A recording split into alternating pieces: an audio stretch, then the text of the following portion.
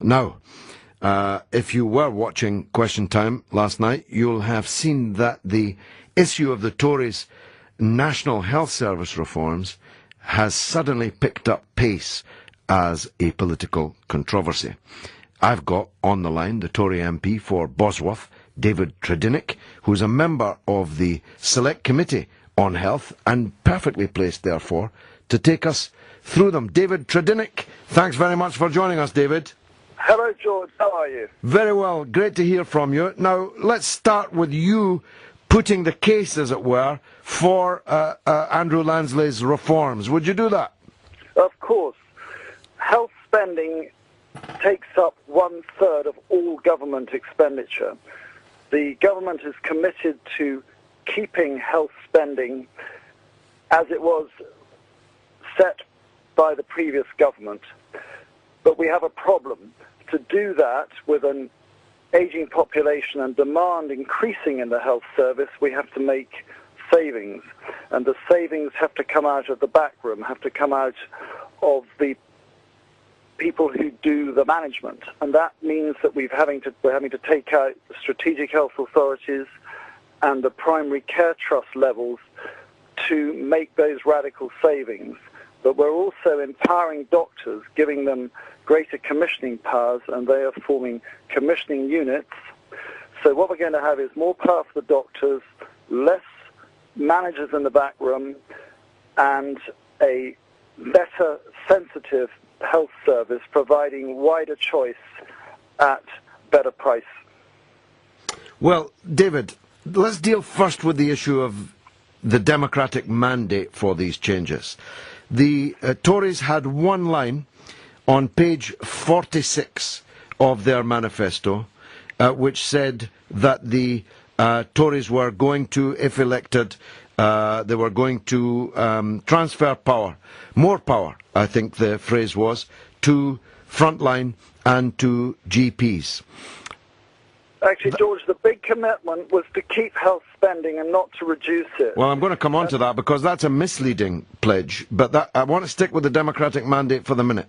When you negotiated the coalition agreement with the Liberal Democrats, the plan for the next 5 years, not only was there no mention that you were going to do this, it was specifically ruled out in the coalition agreement. It said that there would be no top-down reorganisation of the NHS. And thirdly, Number 10 Downing Street said earlier this week that they had been taken by surprise by how radical Andrew Lansley's reform package was. So if even the Prime Minister didn't know, the electorate didn't know, your Liberal partners didn't know, what justification have you got for such a radical reform? Well, I don't agree with all the things you've said, and I was surprised you didn't mention the fact that the Prime Minister at Question Time this week made it clear that the Primary Care Trust and the Strategic Health Authority costs were spiralling, and that if we were going to achieve the savings necessary to protect the frontline services, we had to take out those levels of management. But also, the coalition has been committed to the empowerment of doctors, and we made it quite clear in this manifesto pledge, as we did incidentally in the major government time before 1997, that we were going to give greater powers to doctors. And what we're trying to do philosophically is make sure that the people that actually make the medical decisions make the choices about healthcare. One of the problems with the Primary Care Trust is that we had provision that didn't necessarily fit what doctors wanted to see.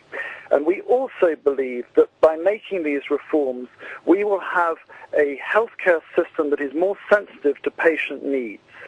The coalition, to take up your other point about whether or not it was in the original agreement, there were many compromises made to produce the coalition policy.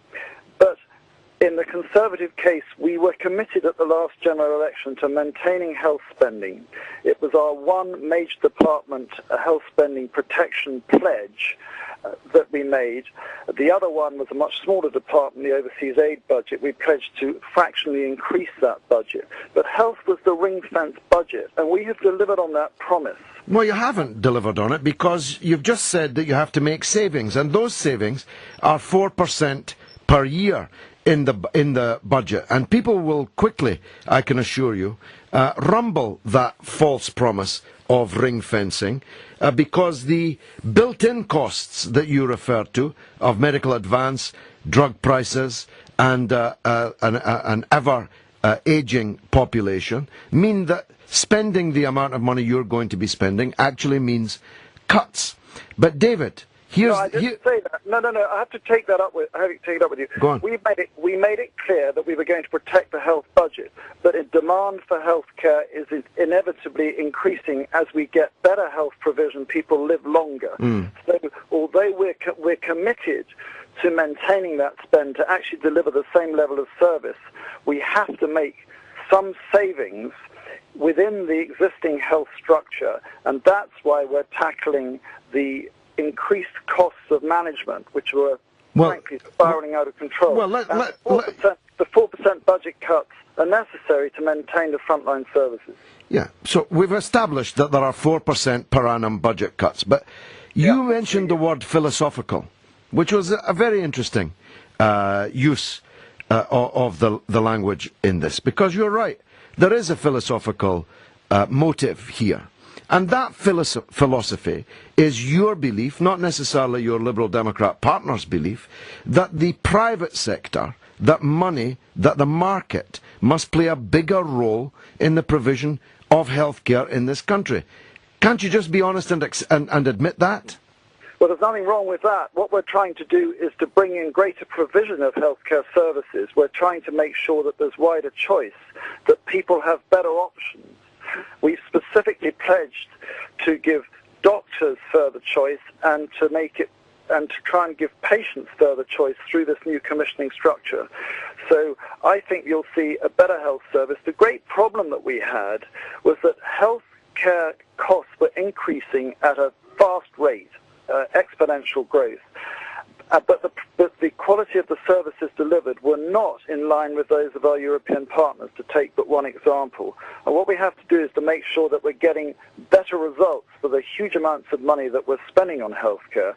We pride ourselves in this country in having a fantastic health service. If you look at the failure in the United States to provide a universal healthcare provision and contrast that with what we're doing, where you have wonderful hospital provision and we spend 1/3 of the entire national budget on healthcare, don't you think it's reasonable that that budget should be better managed and that we should get better results? I think that that's what people want, and they will get it through this Conservative and Liberal coalition. Well, David Tredinnick, thanks. We'll see what the listeners think. I'll tell you what I think after this.